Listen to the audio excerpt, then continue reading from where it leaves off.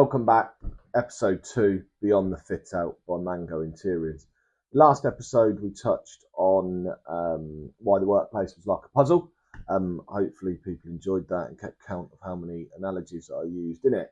So we're going to dive straight in. Episode 2, the most common mistakes that businesses make when designing their workspace. You've got to remember, a workspace isn't just about desks and walls. It's about productivity, culture, and employee experience. So starting straight off, mistake number 5, poor layout and a bad use of the space that's available. Too many meeting rooms, not enough focus areas, or vice versa. Too many breakout, too many collaboration spaces, but nowhere to have a private meeting. Now, as much as the workspace has adapted and everybody wants to collaborate and everybody wants to work in an open space, there's still conversations that need to be private. There's meeting rooms that need to be private for you to have those conversations.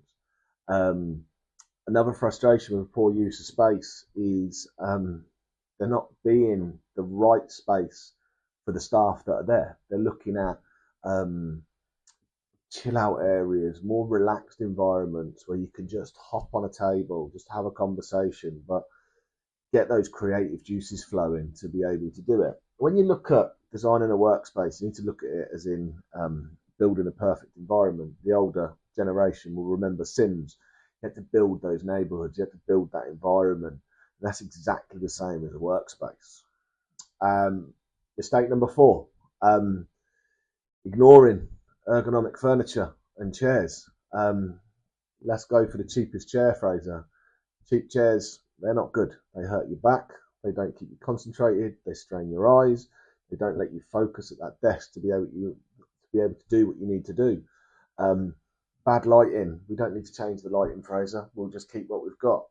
If it's not LED lighting and it's that dirty yellow that's old-fashioned and just reminds you of a darker time, it's going to lead to unhappy employees.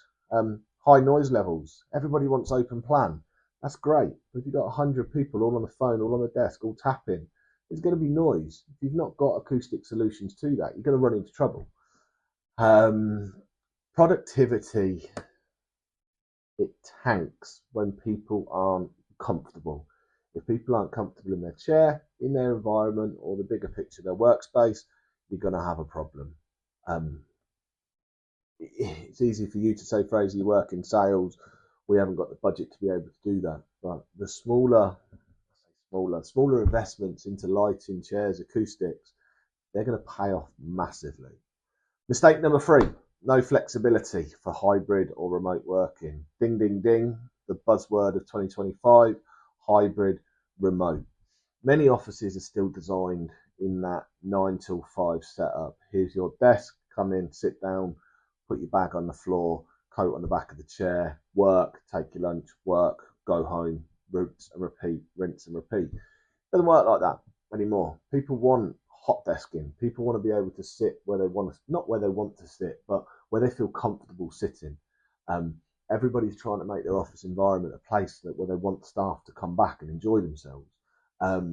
It may sound corny. Most businesses will go, Fraser, I don't want my staff to come to work and enjoy themselves. I want them to come to work, be productive and do their job. If they're not comfortable, mistake number 2 is they won't be productive. You've got to be able to do that.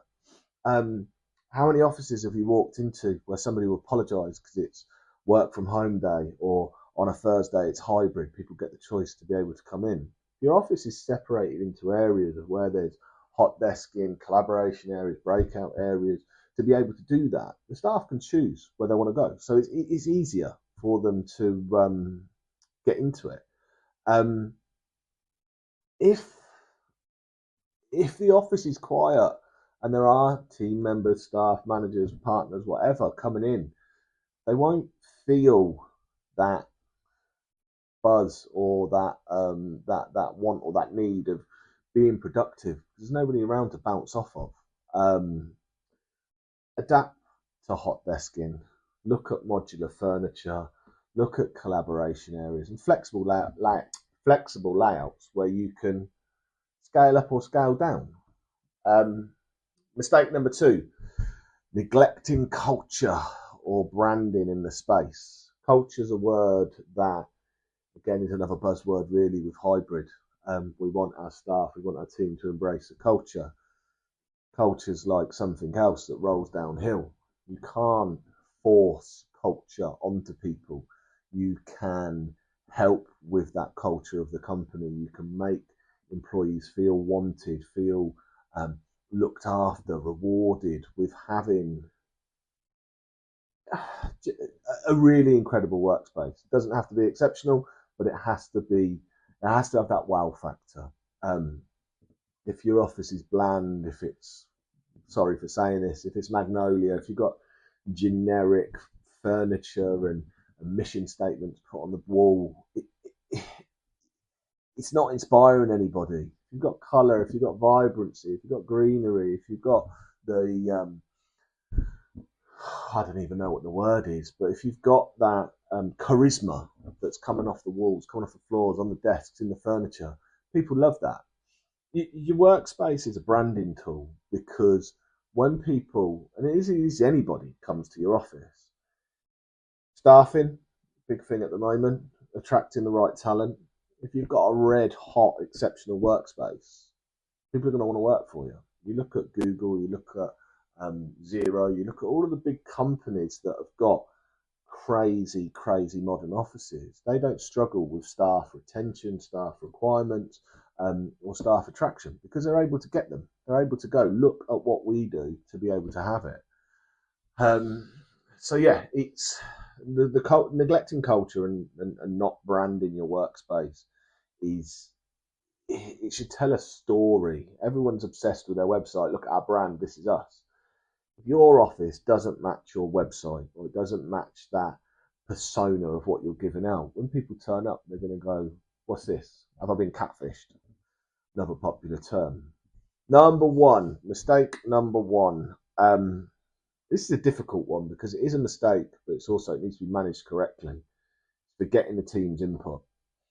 Leaders will look to make decisions on all of the design choices without engaging with the team. Employees will feel unheard. That will lead to resentment. Then maybe there's a lack of ownership for that space.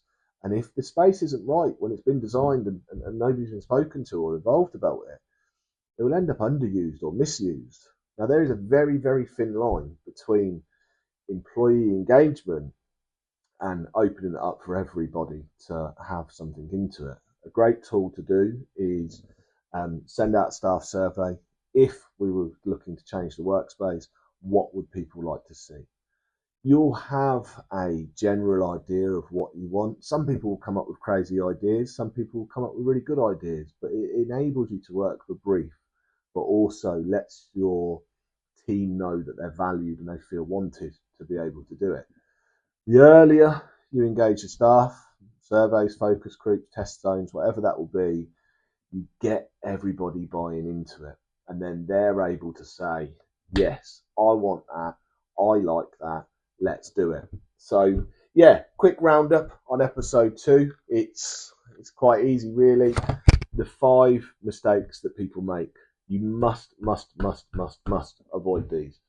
Poor layout, poor chair or poor ergonomics or comfort, no flexibility for hybrid or remote working. If your office looks like a ghost town when people are at home, it needs fixing.